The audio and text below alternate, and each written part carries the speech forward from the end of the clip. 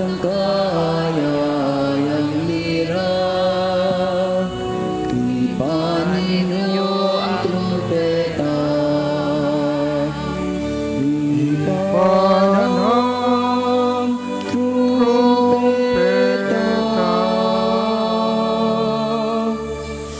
Sa ngalan ng Ama, at ng Anak, at ng Espiritu Santo. Amen. Ang pagpapala ng ating Panginoong Hesukristo, ang pag-ibig ng Diyos Ama, at ang pakikipagkaisa ng Espiritu Santo, naway sumainyong lahat. At sumainyo rin. Mga kapatid, ihanda natin ang ating mga sarili ngayon upang tayo maging marapat gumanap sa banal na pagdiriwang.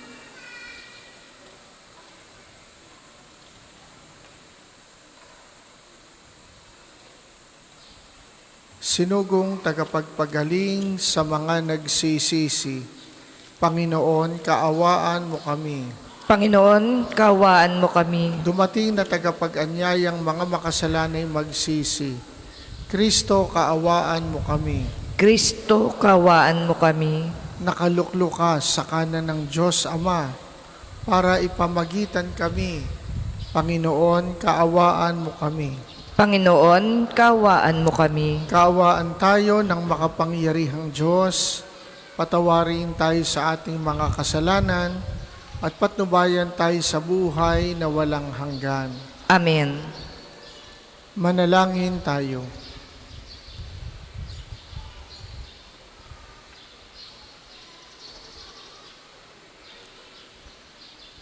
Ama naming makapangyarihan, sa iyo nagmumula ang tanang kabutihan. Pagbigyan mo ang aming mga kahilingan na sa iyong patnubay, ang iyong mga kinalulugdan ay aming mapag-isipan, at sa iyong pag-akay, ang mga ito ay aming magampanan sa pamamagitan ni Hesukristo, kasama ng Espiritu Santo, magpasawalang hanggan.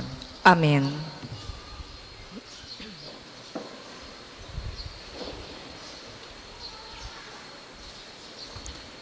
Pagbasa mula sa ikalawang sulat ni Apostol San Pablo sa mga taga-Korinto. Mga kapatid, sapagkat ang pag-ibig ni Kristo ang nag-uudyok sa aking magkaganyan. Ngayong malaman kong siya'y namatay para sa lahat, at dahil dyan, ang lahat ay maibibilang ng patay. Namatay siya para sa lahat, upang ang mga nabubuhay ngayon ay huwag nang mabuhay para sa sarili, kundi para kay Kristo na namatay at muling nabuhay para sa kanila. Kaya ngayon, ang pagtingin namin kanino man ay hindi nabatay sa sukatan ng tao. Noong unay gayon ang aming pagkakilala kay Kristo, ngunit ngayoy hindi na. Kaya't ang sinumang nakikipag-isa kay Kristo ay isa ng bagong nilalang. Wala na ang dating pagkatao, siya'y bago na. Ang Diyos ang gumawa ng lahat ng ito. Sa pamamagitan ni Kristo, ibinilang niya akong kaibigan, di na kaaway. At hinirang niya ako upang panumbalikin sa Kanya ang mga tao.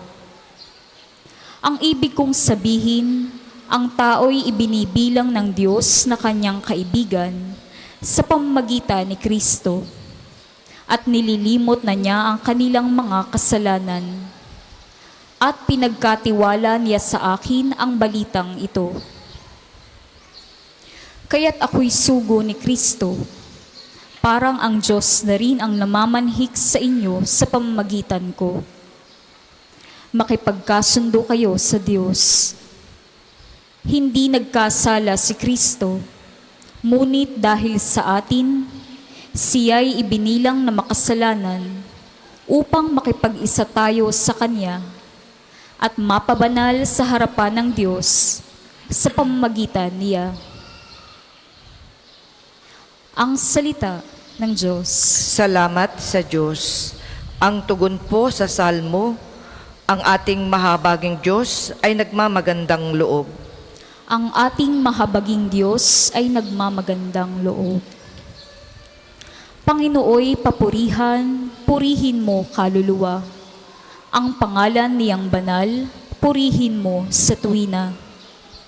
Ikaw aking kaluluwa, ang Diyos ay papurihan, at huwag lilimutin yaong kanyang kabutihan. Ang ating mahabaging Diyos ay nagmamagandang loob. Ang lahat kong kasalanay, siya ang nagpapatawad. Ang anumang aking sakit, ginagamot niyang lahat. Sa bingit ng kamatayan, ako ay inililigtas. At pinagpapala ako sa pag-ibig niya't habag. Ang ating mahabaging Diyos ay nagmamagandang loob. Kay ganda ng kalooban, mahabagin itong Diyos. Kung magalit ay banayad, kung umibig na may lubos. Banayad nga kung magalit, hindi siya nagtatanim. Yaong taglay niyang galit, hindi niya kinikimkim. Ang ating mahabaging Diyos ay nagmamagandang loob. Ang agwat ng lupa at langit, sukatin may hindi kaya. Gayon ang pag-ibig ng Diyos sa may takot sa Kanya. Ang silangan at kanluran, kung gaano ang distansya, gayong-gayon ang pagtingin sa sinumang nagkasala. Ang ating mahabaging Diyos ay nagmamagandang loob. Magsitayo po ang lahat.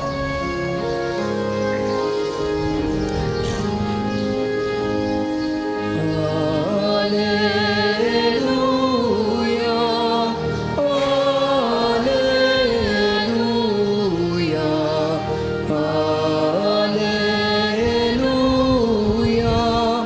hallelujah, hallelujah.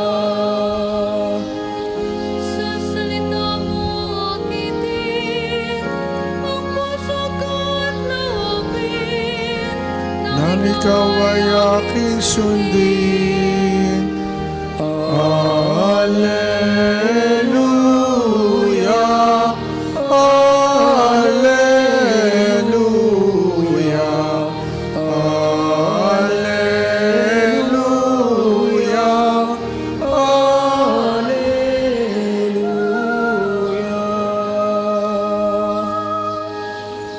Sumainyo ang Panginoon. At sumainyo rin. Ang mabuting balita ng Panginoon ayon kay San Mateo. Papuri sa iyo, Panginoon. Sinabi ni Jesus sa kanyang mga alagad, narinig pa ninyo na nung unay iniutos sa mga tao, huwag kang sisira sa iyong pinanumpaang pangako, bagkus ay tukdin mo ang iyong sinumpaan sa Panginoon. Ngunit kay sinasabi ko sa inyo, huwag na kayong sumumpa kung nangangako kayo. Huwag ninyong sabihin, saksi ko ang langit, sapagkat ito'y trono ng Diyos. O kaya'y saksi ko ang lupa, sapagkat ito'y tungtungan ng kanyang mga paa. Huwag din ninyong sabihin, saksi ko ang Jerusalem, sapagkat ito'y lungsod ng dakilang hari. Ni huwag mong sabihin, mamatay man ako, sapagkat ni isang buhok sa iyong ulo ay hindi mo mapapuputi o mapaiitim. Sabihin mo lang na oo kung oo at hindi kung hindi. Sapagkat buhat na sama-sama ang anumang sumpang idaragdag dito.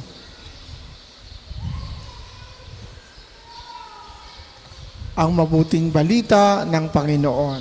Pinupuri ka namin, Panginoong Hesukristo.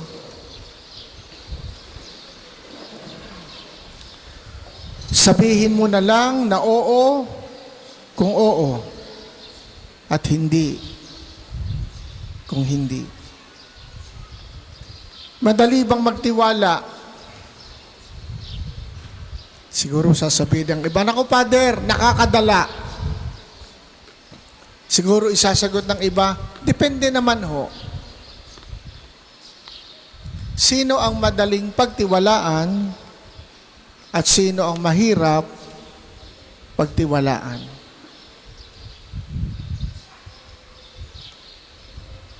Ang mahirap pagtiwalaan, yung hindi tumutupad sa usapan. Sasabihin natin, "Ako, nakakadala." Ang madaling pagtiwalaan, yung tumutupad sa usapan. Ayaw natin na tayo'y hindi pagtitiwalaan. Pero masaya tayo kapag tayo ay pinagtitiwalaan. Pero ang ating karanasan ay somewhere in between. May mga sandaling tayo tumutupad sa usapan, may mga panahong hindi rin tayo nakatutupad sa usapan. Alin kaya lamang, hindi tayo nakatutupad o nakatutupad tayo sa usapan at lalo't higit sa ating mga pangako. Bakit nga ba tayo hindi makatupad sa ating pangako? At bakit may mga taong nakatutupad sa kanilang mga pangako? Ideally, yun ang gusto nating mangyari. Makatupad tayo sa usapan, makatupad tayo sa ating mga pangako. Yun ang gusto natin. Hindi lang sa iba na gawin sa atin. Yun din ang gusto natin upang magawa natin sa iba. Na tumutupad tayo sa pangako. Pero bakit nga ba hindi? Maraming dahilan. Isang dahilan, nung tayo nangako, hindi natin pinag-isipan. We just want to please the person. We just want to impress the person.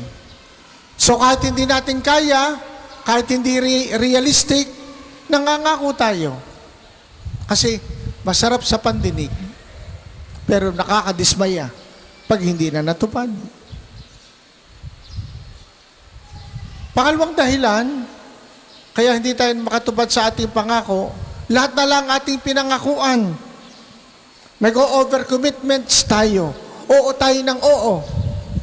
Hindi na natin kaya. Yung una, alam natin hindi na kaya. Ito naman, dinadagdagan pa natin dahil parami ng parami yung ating pinapangakuan. Ano nangyayari pag hindi tayo nakakatupad? Umaagwat ang tao sa atin dahil nasisira ang kanilang tiwala sa atin. Naiiba ang pagtingin nila sa atin. Hanggat maaari daw, ilimit natin yung ating mga pangako. At mangyayari yan kung alam natin ang ating priorities. Sino, ano, ang dapat nating unahin. Dahil ang nangyayari ko minsan, yung list among the priorities, yun ang inuuna. At yung most important among the priorities, yun ang nahuhuli. Kaganda ng paalala sa atin ng Panginoon. Sabihin mo kung oo, at sabihin hindi, kung hindi.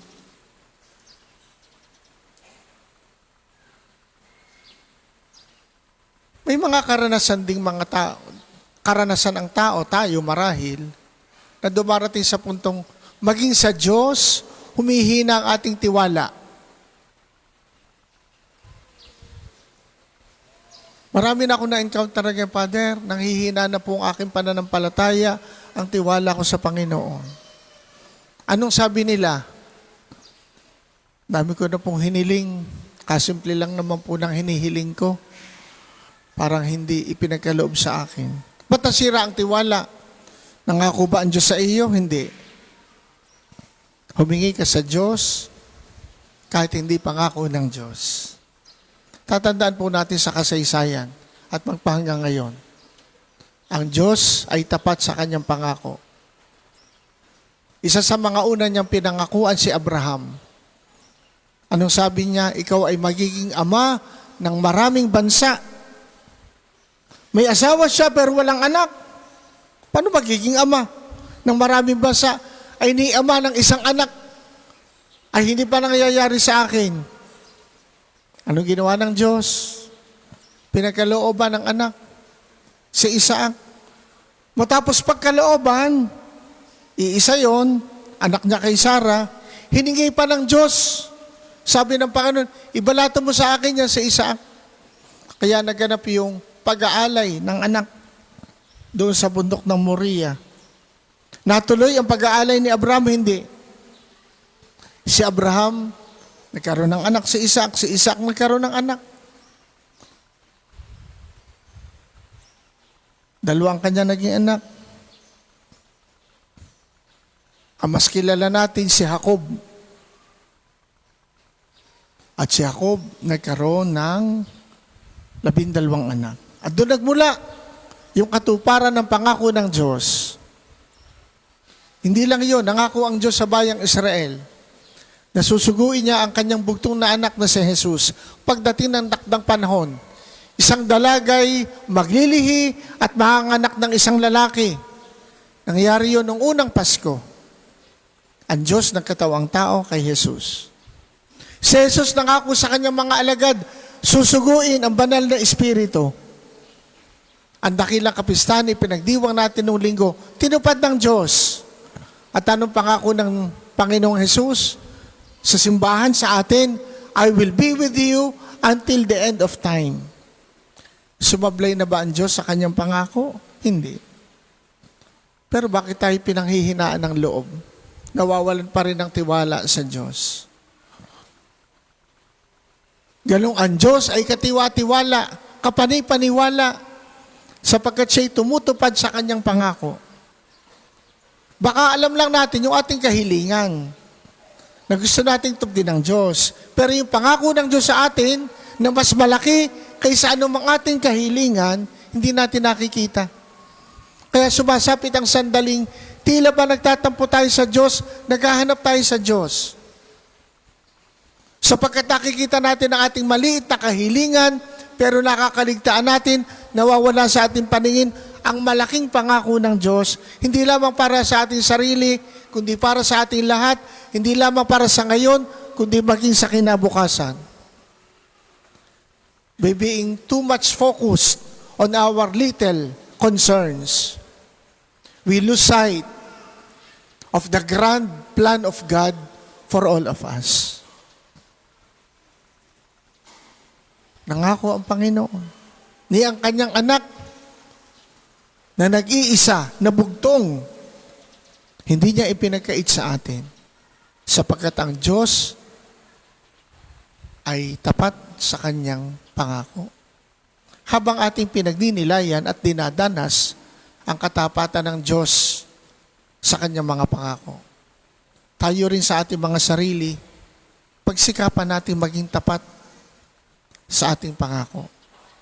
At habang tinutupad natin yung ating mga maliliit, mga mumunting pangako, doon natin pinatitibay ang ating kakayanang tumupad ng mas malaki at mas mahalagang pangako. At sa mga sandaling ramdam natin, Lord, hindi ko matupad ang aking pangako, hirap na hirap ako. Yun ang sandali na lumapit tayo sa Kanya. Lord, teach me to become like you, faithful in all your promises. Para po sa mga maghahandog ng sobre, pakihulog na lamang po sa buslo.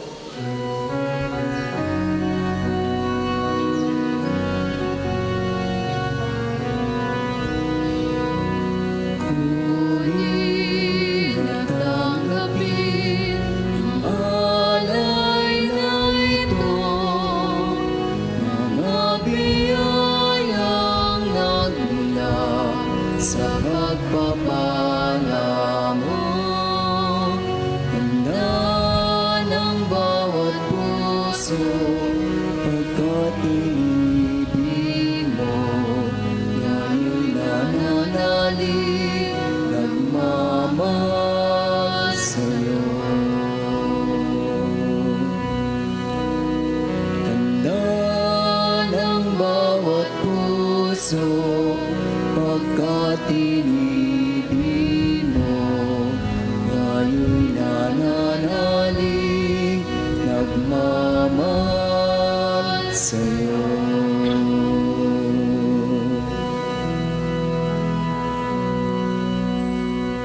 Magsitayo po ang lahat. Manalangin kayo mga kapatid upang ang paghahain natin ay kalugdan ng Diyos Amang makapangyarihan.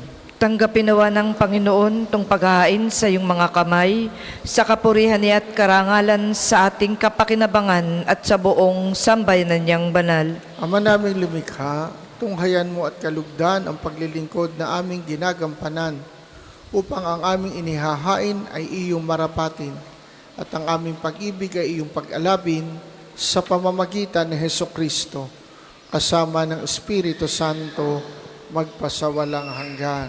Amen. Sumainyo ang Panginoon. At sumainyo rin. Itaas sa Diyos ang inyong puso at diwa. Tinaas na namin sa Panginoon. Pasalamatan natin ang Panginoong ating Diyos. Marapat na siya ay pasalamatan. Ama naming makapangyarihan, tunay nga marapat na ikaw ay aming pasalamatan.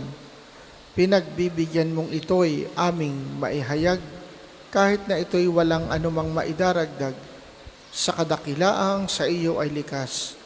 Sa pagpupuri namin ay ang nakikinabang ay kami ring iyong pinakikiharapan sa pamamagitan ng iyong anak na minamahal.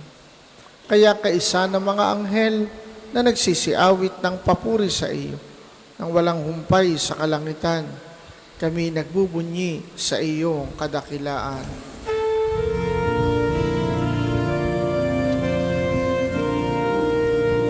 Santo, Santo, Santo, Panginoong Diyos ng mga hukbo, napupuno ang langit at lupa, ng kadakilan mo. Osana, Osana, sa kaitaasan. Pinagpalang na paririto sa ngalan ng Panginoon. Osana, Osana, sa kaitaasan.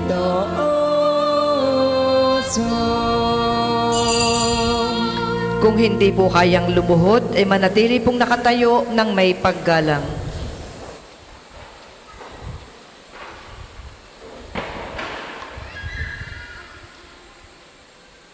Ama naming banal, ikaw ang bukal ng tanang kabanalan. Kaya't sa pamamagitan ng iyong Espiritu, gawin mong banal ang mga kaloob na ito upang para sa amin ay maging katawan at dugo ng aming Panginoong Hesukristo.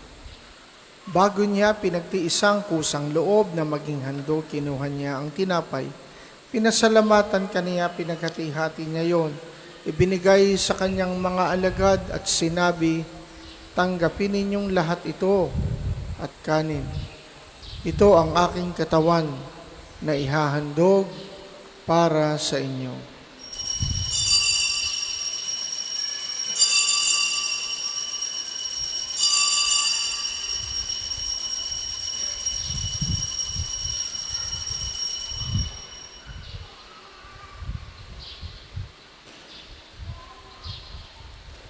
Gayon din naman, nung matapos ang hapunan, kinuha niya ang kalis, muli kanyang pinasalamatan, ibinigay niya ang kalis sa kanyang mga alagad at sinabi, tanggapin ninyong lahat ito at inumin.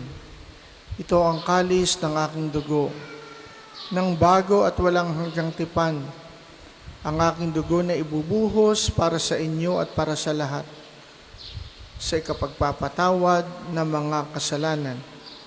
Gawin ninyo ito sa pag-alala sa akin.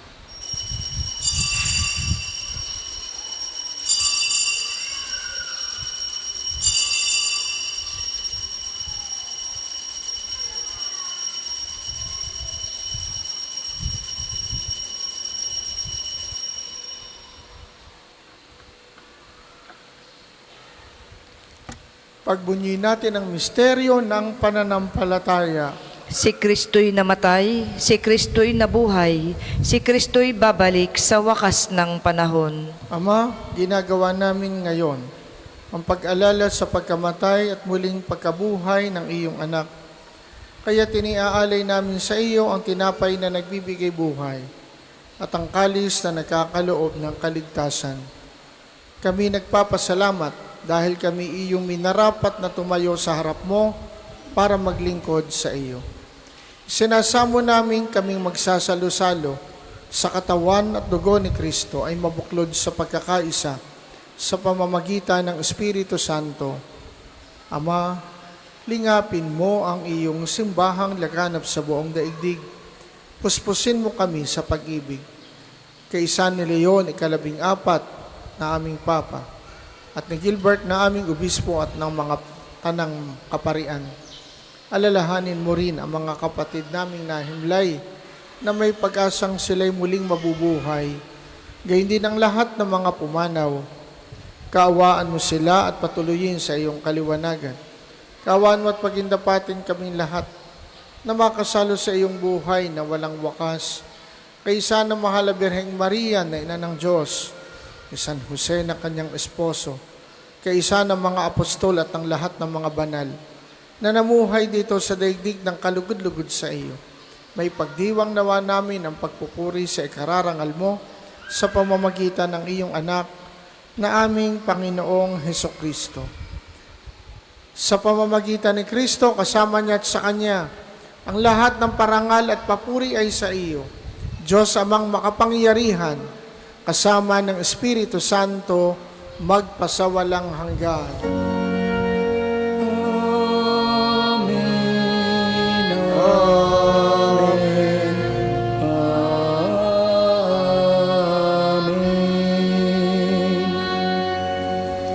Sa tagubili ng mga nakagagaling na utos sa turo ni Jesus, na Panginoon natin at Diyos, ating dasalin ng lakas loob, Ama namin, Sumasalangit ka, sambahin ang ngalan mo, mapasa amin ang kaharian mo, sundin ang loob mo dito sa lupa para nang sa langit. Bigyan mo kami ngayon ng aming kakanin sa araw-araw, at patawarin mo kami sa aming mga sala, para ng pagpapatawad namin sa nagkakasala sa amin. At huwag mo kaming ipahintulot sa tukso, at iadya mo kami sa lahat ng masama.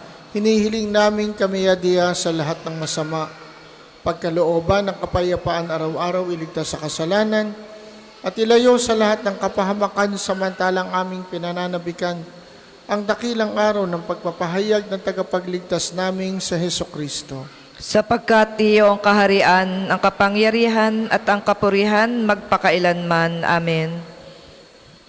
Panginoong Hesukristo, sinabi mo sa iyong mga apostol, kapayapaan ang iniiwan ko sa inyo. Ang aking kapayapaan ang ibinibigay ko sa inyo. Tunghayan mo ang aming pananampalataya at huwag ang aming mga pagkakasala. Pagkalooban mo kami ng kapayapaan at pagkakaisa, ayon sa iyong kalooban kasama ng Espiritu Santo, magpasawalang hanggan. Amen. Ang kapayapaan ng Panginoon naway laging sumainyo. At sumainyo rin. Magbigayan kayo ng kapayapaan sa isa't isa.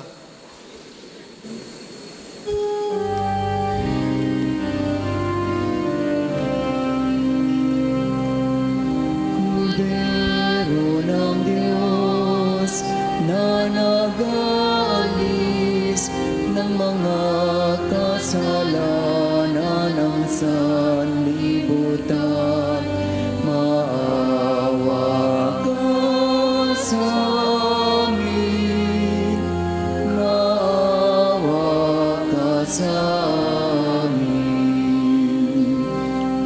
Kordero ng Diyos na nag-aalis ng mga kasalanan ng sanlibutan, maawa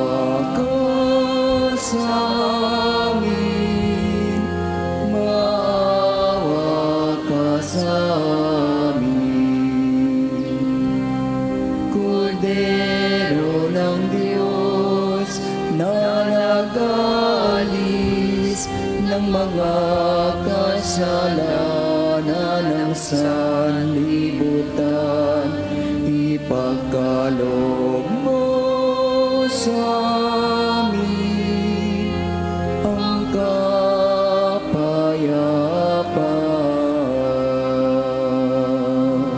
Kung hindi po kayang lumuhod, ay manatili pong nakatayo ng may paggalang.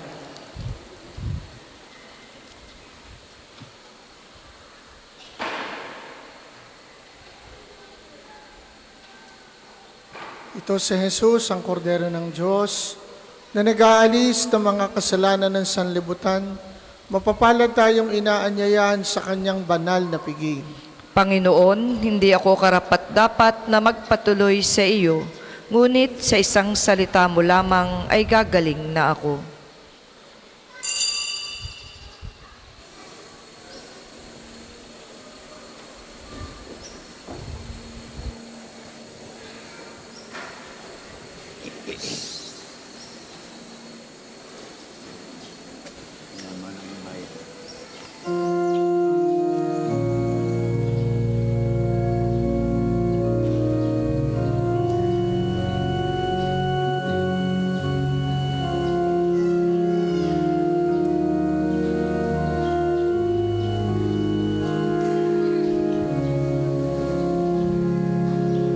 Sa Diyos lamang mapapanatan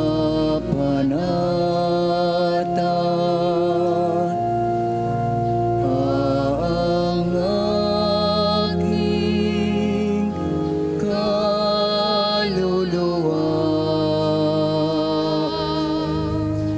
Sa Kanya nagmumula ang aking pag-asa at kaligtasan.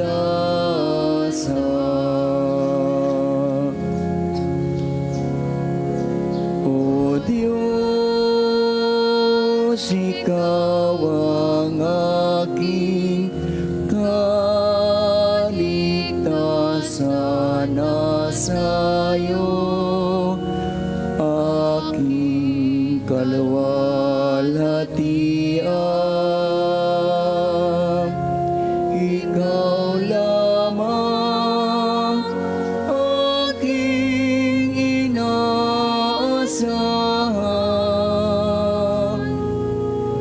ang aking moot at tanggulan.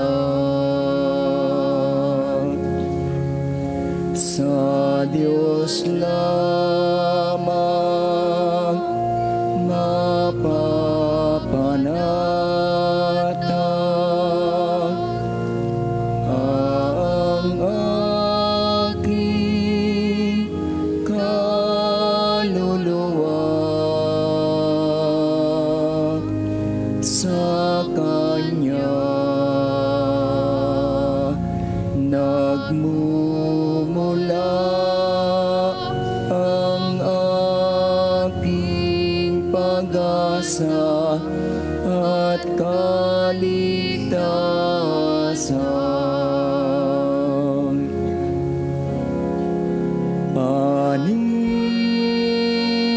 Paninil di ko pa nanaligan, puso'y di ihilig sa yaman,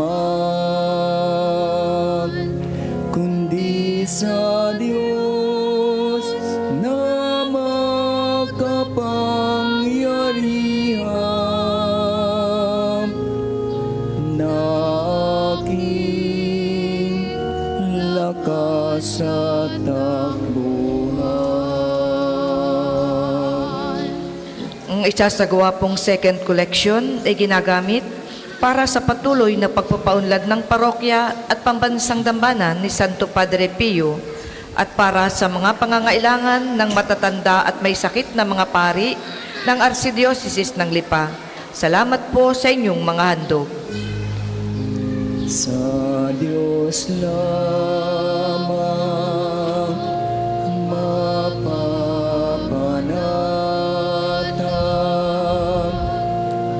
ang aking kaluluwa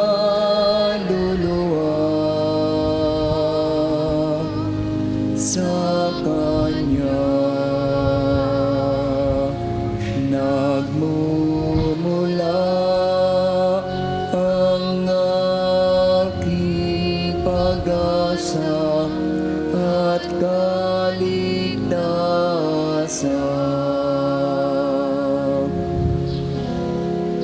Poon ika'y puno ng kabutihan, pastor kang nagmamahal sa kawang inaakay sa luntiang pasulan.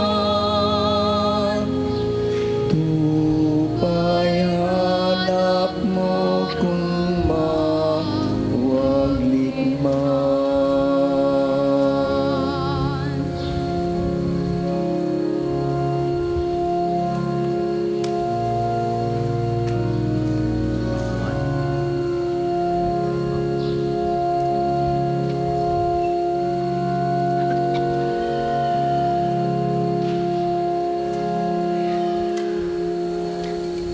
Tayo po ay magsitayo. Manalangin tayo. Ama naming mapagmahal, ang pagganap sa iyong pagbibigay kagalingan ay pumawi nawa sa aming mga nagawang pagsuway at magdulot ng iyong mga kinalulugdan sa pamamagitan ni Hesukristo kasama ng Espiritu Santo magpasawalang hanggan. Amen. Panalangin ng pagtitiwala kay Santo Padre Pio. Padre Pio, taga Pietrelcina, mongheng banal, pintakasing santo ng milenyong kasalukuyan, gabay namin sa pagtahak sa landasing makalangit, takbuhan sa pangangailangan, huwaran ng pagtitiis. Sa iyo namin inilalapit aming mga kagipitan, sa iyo po ibinibilin kalusugan at kabuhayan.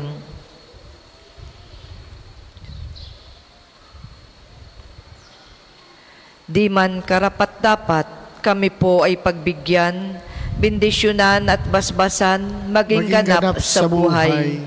Lumayo nawa kami, umiwas sa kasalanan, lumapit lagi sa Diyos, maging matatag at matibay.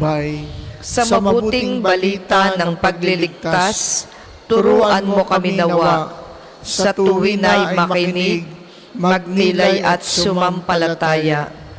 Amin pong pakiusap itong mga kahilingan.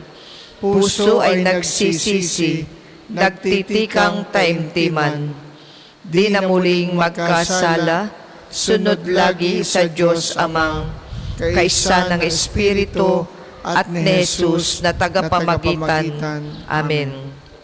Panalangin para sa pagkakamit ng indulhensya plenarya ngayong taon ng Jubileo. Sumasampalataya ako sa Diyos Amang makapangyarihan sa lahat, na may gawa ng langit at lupa.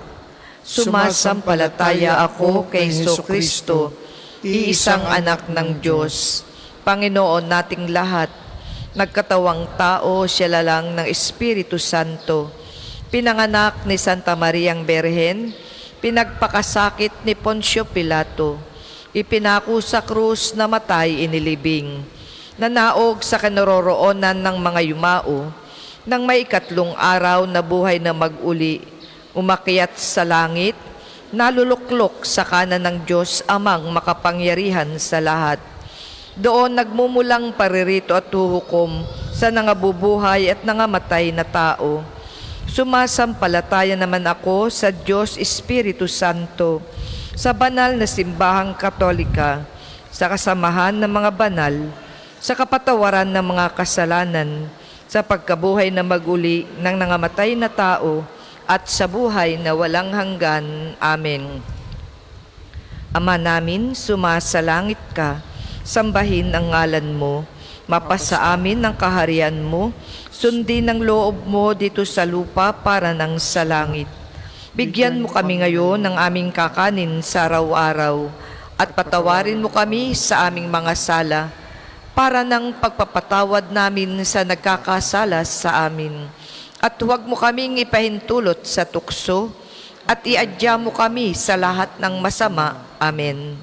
Aba, Ginoong Maria, napupuno ka ng grasya, ang Panginoong Diyos ay sumasa iyo. Bukod kang pinagpala sa babaing lahat, at pinagpala naman ang iyong anak na si Jesus. Santa Maria, Ina ng Diyos, panalangin mo kaming makasalanan, ngayon at kung kami mamamatay. Amen. Luwalhati sa Ama, sa Anak at sa Espiritu Santo, kapara nung unang-una ngayon at magpasawalang hanggan. Amen. Ang lahat po ay magsiupo para po sa mga patalastas. Una, sa inyong pagdalaw sa pambansang dambana, mangyaring pakaingatan ng inyong mga personal na gamit.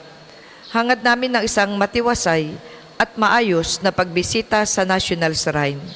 Kalawa, nais po naming ipagbigay alam sa inyo ng Padre Pio Healing Bundle ay available sa ating mga tindahan. Ang langis na kasama nito ay may halo ng langis na mula sa puno ng olibo na binasbasan ni Padre Pio nung siya'y nabubuhay pa. Naway maging daan ng ating healing bundle sa pagkakamit ng kagalingang mula sa Diyos. Ang susunod pong banal na misa ay sa ganap na 2 ng hapon. Maraming salamat po at mangyaring panatilihin natin ang kalinisan, katahimikan at diwa ng pananalangin sa loob at labas ng ating mga simbahan. Magsitayo na po ang lahat para sa pagbabasbas ng religious articles. Manalangin tayo sa Diyos amang makapangyarihan upang tayo maging kawangs ni Kristo sa taimtim na pagdalangin sa tulong ng mga larawan at mga dasalan. O Panginoong Diyos, Ikaw ang bukal ng lahat ng pagpapala at biyaya. Ibuhos mo ang iyong bendisyon sa mga gamit na ito sa pananalangin na nagpapaalala ng iyong kabutihan, kabanalan at pagmamahal sa amin. Upang ang lahat na dumulog at magdasal gamit ang mga ito ay magtamo ng iyong awa at biyaya. Loobin mong tularan nila ang kabanalan at aral ng Panginoon at ng mga banal magpasawalang hanggan. Amen. Ama namin, sumasalangit ka, sambahin ang ngalan mo, mapasa amin ng kaharian mo, sundin ng loob mo dito sa lupa para nang sa langit. Bigyan mo kami ngayon ng aming kakanin sa araw-araw, at patawarin mo kami sa aming mga sala, para ng pagpapatawad namin sa nagkakasala sa amin. At huwag mo kaming ipahintulot sa tukso, at iadya mo kami sa lahat ng masama. Amen. Aba, Ginoong Maria, napupuno ka ng grasya. Ang Panginoong Diyos ay sumasa iyo. Bukod kang pinagpala sa babaing lahat, at pinagpala naman ng iyong anak na si Jesus. Santa Maria, Ina ng Diyos, panalangin mo kaming makasalanan, ngayon at kung kami mamamatay. Amen. Duwalhati sa Ama, sa Anak at sa Espiritu Santo, kapara nung una, ngayon at magpasawalang hanggan. Amen. Aba, Ginoong Maria, napupuno ka ng grasya, ang Panginoong Diyos ay sumasa iyo.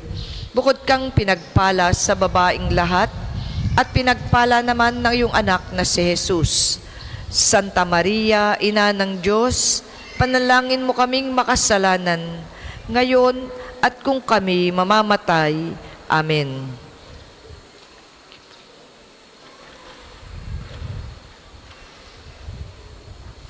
Mag-ingat po kayo sa inyong pag-uwi. Sumainyo ang Panginoon At sumainyo rin. at pagpalain kayo ng makapangyarihang Diyos, Ama, Anak at Espiritu Santo. Amen. Tapos ng ating pagdiriwang, humayo kayong taglay ang kapayapaan. Salamat sa Diyos.